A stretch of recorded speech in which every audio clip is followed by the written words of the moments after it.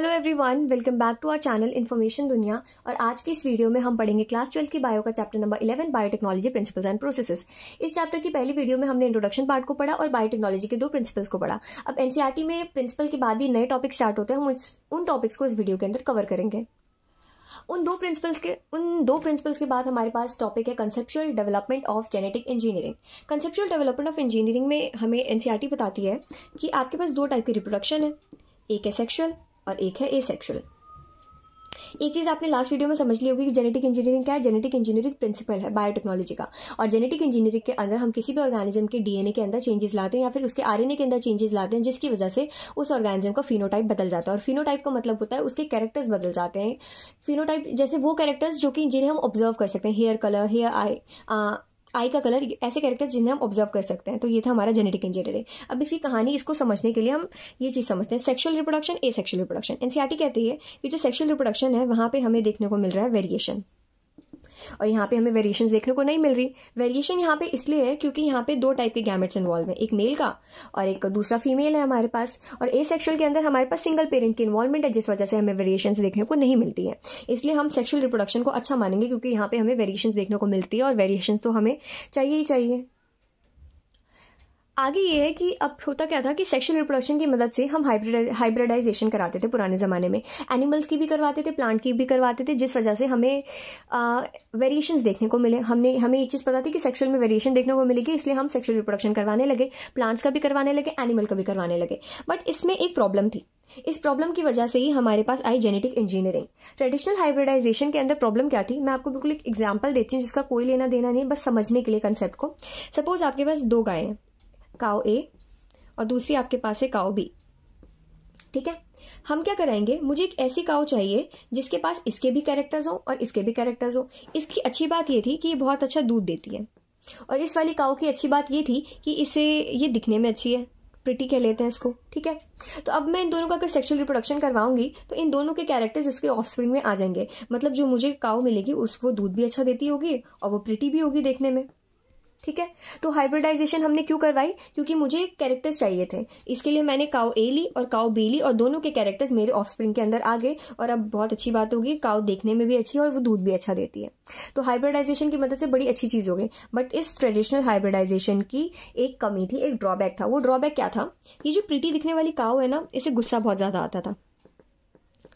ठीक है, अब होता क्या था कि इस वाले कैरेक्टर के साथ इस वाले कैरेक्टर के साथ ये वाला कैरेक्टर भी इसके पास आ गया।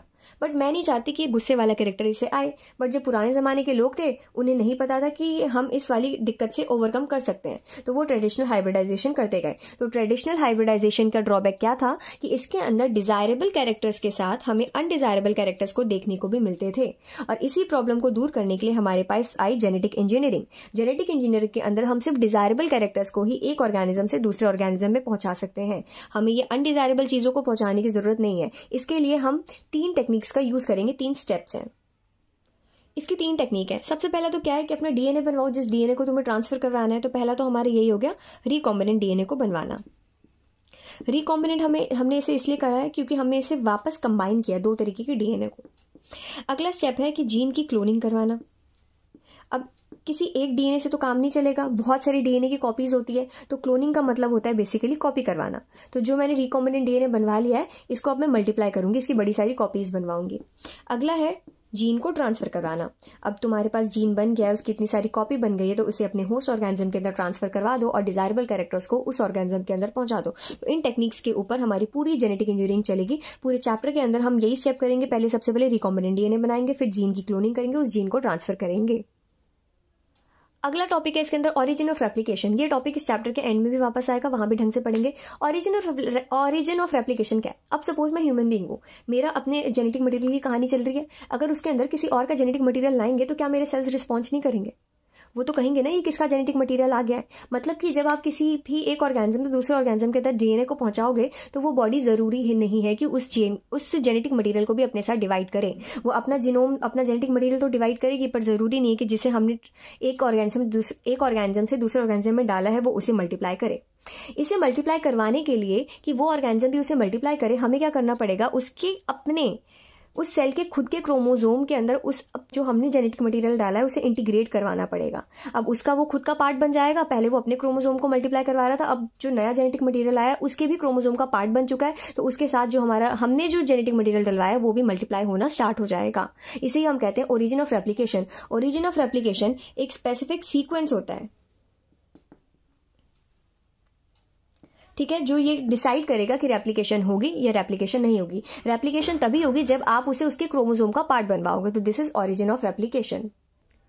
अब आगे कुछ नहीं है, ये जो हमने जेनेटिक मटेरियल डाला है उसका पार्ट बन चुका है उसके क्रोमोजोम का। अब वो जैसे अपने क्रोमोजोम में अपने जेनेटिक मटेरियल में डिवीजन करेगा, मल्टीप्लिकेशन करेगा, वैसे ही ये वाला जेनेटिक मटेरियल भी उसके साथ डिवाइड हो जाएगा। डिवाइड होगा, उसके बाद इसकी भी क्लोनिंग होगी, क्लोनिंग होने के बाद ये भी ट्रांसफर हो जाएगा। तो ये सिंपली जेनेटिक मटेरियल है और इसी कहानी के ऊपर ये पूरा चैप्टर अब चलने वाला है। इसी के साथ ये लेक्चर यहाँ पे खत्म होता है। इसके बाद एक बार आप एनसीईआरटी रीड कर लेना, आपको ढंग से सारी चीजें क्लियर हो जाएंगी। मिलते हैं नेक्स्ट वीडियो में।